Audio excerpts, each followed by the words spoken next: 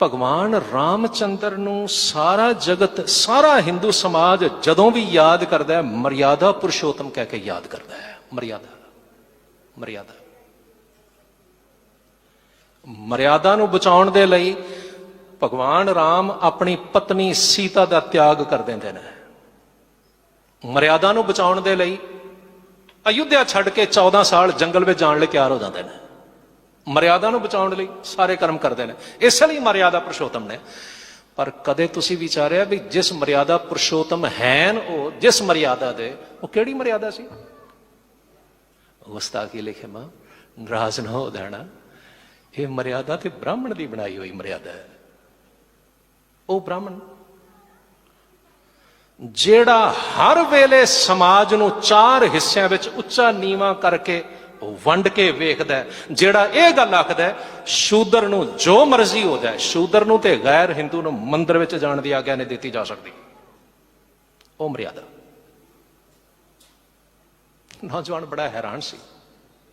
मैं इसनूं समझा रहा सा, मैं कहा पुत्र ध्यान नाल पढ़ी। कदे रामायण दे उत्तर कांड विच एक जिक्र है जिहड़ा स्पष्ट है, सच जाणियो बड़ा जरूरी है। एक दिन भगवान रामचंद्र दे पास अयोध्या दे दरबार दे विच एक ब्राह्मण हाज़र होया ते आउंदियां सार आखण लगा रोंदियां होया, भगवान बहुत वड्डा पाप हो रहा तुहाडे दरबार विच। भगवान राम भी बड़े हैरान होए, आखण लगे किहड़ा पाप हो रहा? जवाब मिलिया पाप हो रहा कोई बहुत वड्डा जिस दे फल वजों मेरे जवान पुत्र की मौत हो गई है।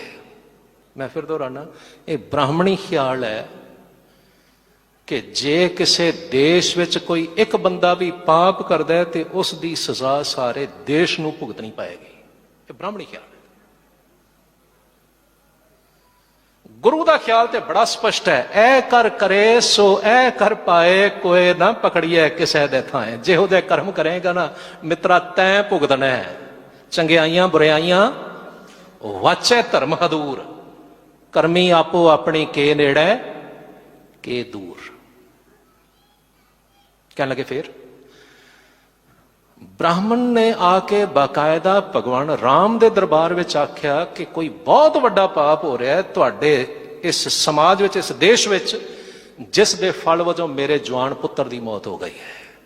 भगवान रामचंद्र उस वेले आखण लगे ऐ ब्राह्मण देवता की पाप होया है, दस मैं हुणे उस पाप नूं रोकदा। जवाब मिलिया पहाड़ी उत्ते बैठा होया संबूक नाम दा शूदर, जे तुहाडे दरबार विच तुहाडे राज विच एक शूदर रब दा नाम जपदा होवे, प्रभु दी भगती करदा होवे, इस तों वड्डा पाप होर की हो सकदा है?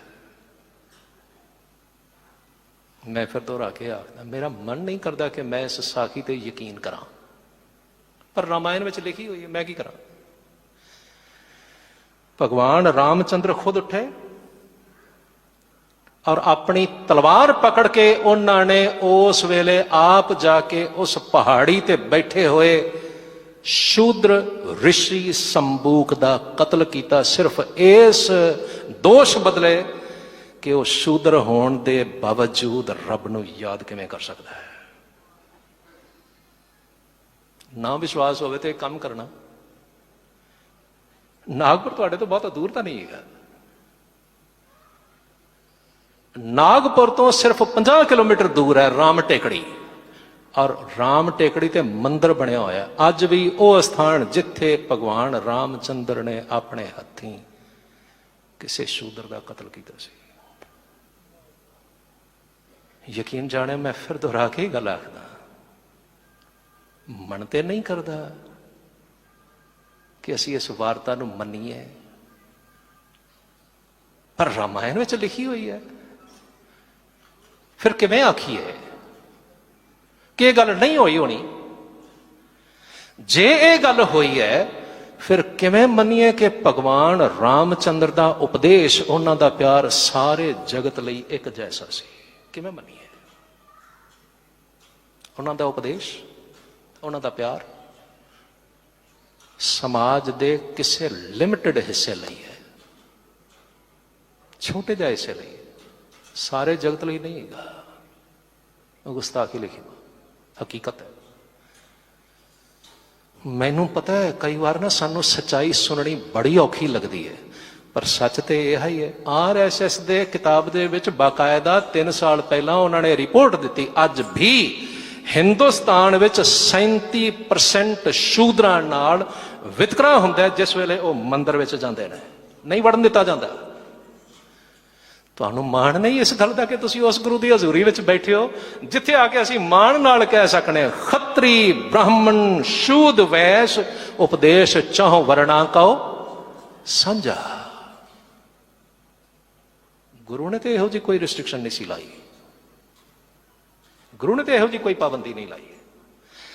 सगों गुरु ते चाहते सन कि हिंदू समाज विचों भी यह जड़ियां बुराइयां ने खत्म कर दित्तियां जाण। ते जे इस तरह हो जाए तुसी सोच सकते हो फिर भारतीय समाज कितना खूबसूरत होगा सतगुरु के हुक्मां द्वारा। जे गल वापर जाए